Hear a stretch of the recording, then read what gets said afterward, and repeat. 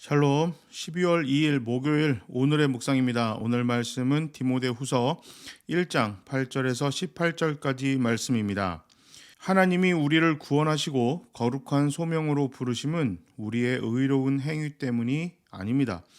생명의 복음을 만나서 바울에게 이전에 자랑하던 것들은 가치가 없어졌습니다. 예수님이 가장 귀중한 존재가 되었습니다. 주님은 거듭난 바울을 복음 전하는 선포자, 사도, 교사로 세우셨습니다. 바울은 감옥에 갇히는 고난에도 부끄러워하지 않고 자신의 사명을 신실하게 감당했습니다. 복음 때문에 어려움을 당하는 것을 두려워하지 않았습니다. 복음을 지키는 삶으로 그는 변화했습니다. 바울은 복음을 전하다가 감옥에 갇혔습니다. 어려운 상황에 있을 때 바울을 따르는 자들의 대부분이 바울을 멀리했습니다. 바울과 친하게 지내다가 자신들도 바울처럼 감옥에 갇히기 쉽기 때문입니다. 바울이 그거 가지고 뭐 그 사람들을 욕하고 의리 없다 이렇게 하지 않았어요. 그러니까 상황이 그렇게 됐고 거기서 그들이 도망을 갔더라도 또 어떻게 하나님의 은혜로 바뀔지 알 수가 없어요. 대표적인 사람이 바로 마가입니다.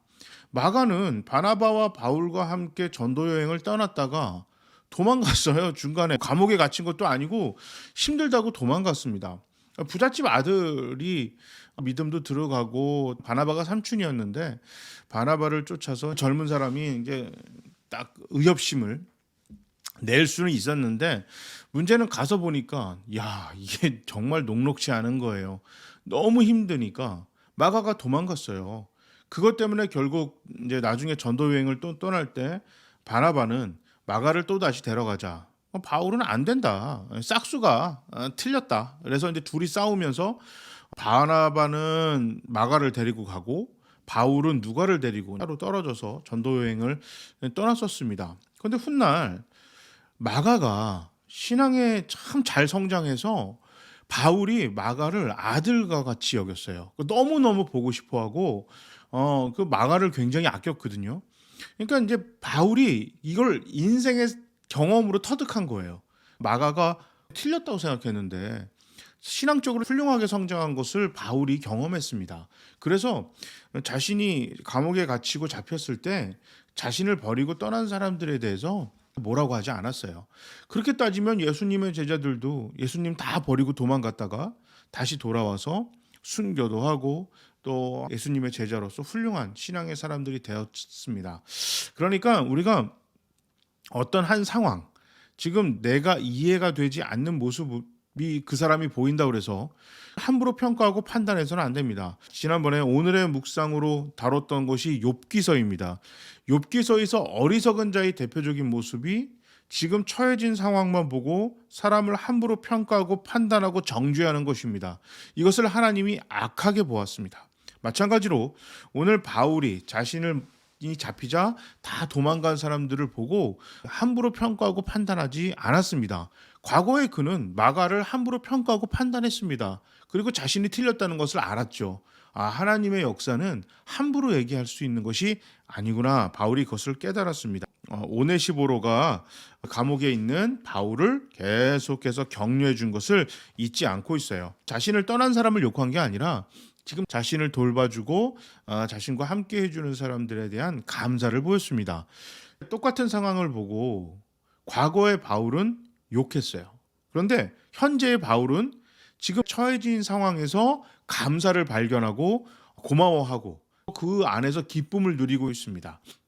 어떤 상황이 우리에게 놓여져 있을 때 거기서 원망하고 핑계대고 판단하고 누구 탓을 하는 수도 있고 이 상황에서도 감사하고 기분 좋고 또 기쁨이 넘치는 것을 발견할 수가 있습니다. 어떤 것을 선택하면 좋을까요?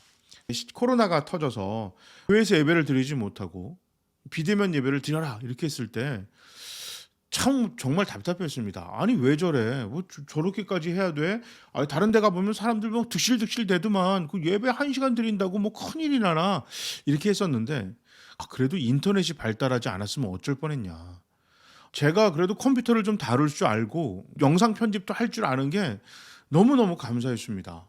과거에 그냥 재미로 배웠던 것들이 현재 이렇게 귀하게 쓰일 줄 몰랐거든요. 그렇구나. 영상을 찍어서 편집할 수 있다는 것. 그래서 유튜브에 올려서 모든 성도들이 함께 예배를 그래도 온라인으로 들을 수 있는 것.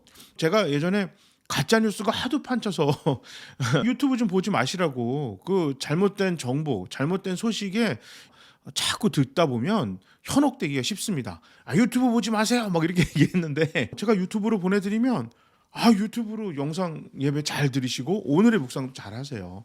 그런 거 보면 옛날에는 그 유튜브가 가짜 뉴스 때문에 보지 말라고 했는데 그때 유튜브를 좀 한 번씩 보시고 이걸 누르면 어떻게 되고 이런 걸 우리 연세 드신 성도님들도 익숙해지다 보니까 온라인 예배 드리고 오늘의 묵상하는 것 이 모든 것들이 감사하게 너무 잘 되어 있습니다. 그렇구나. 어떤 상황에서도 하나님이 어떻게 역사하시고 어떻게 인도하실지는 함부로 평가하고 함부로 판단해서는 안 되는구나.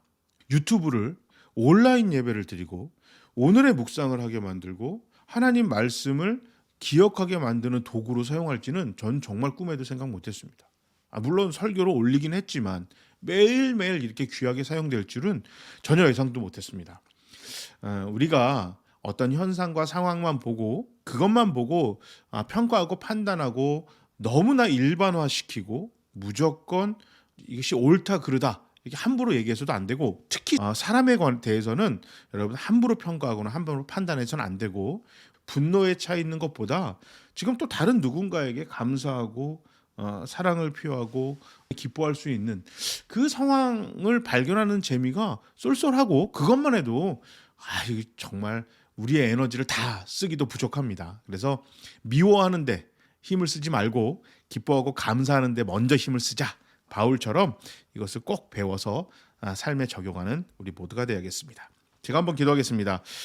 하나님, 복음 때문에 받는 고난 예수님께서 기뻐하라고 했습니다. 세상을 이기는 유일한 방법임을 주님 말씀하셨습니다. 우리 교회나 우리 성도들이 복음 때문에 고난받고 욕을 먹을지언정 우리의 삶의 태도 때문에 누군가에게 욕을 먹고 고난받지 않게 해주시옵소서. 그렇게 하기 위해서 함부로 평가하고 판단하지 않게 하시고 똑같은 상황에서도 감사를 발견하고 기쁨을 발견하고 서로 사랑하는데 힘을 더욱 쓰는 우리 교회 우리 모두가 되게 하시옵소서.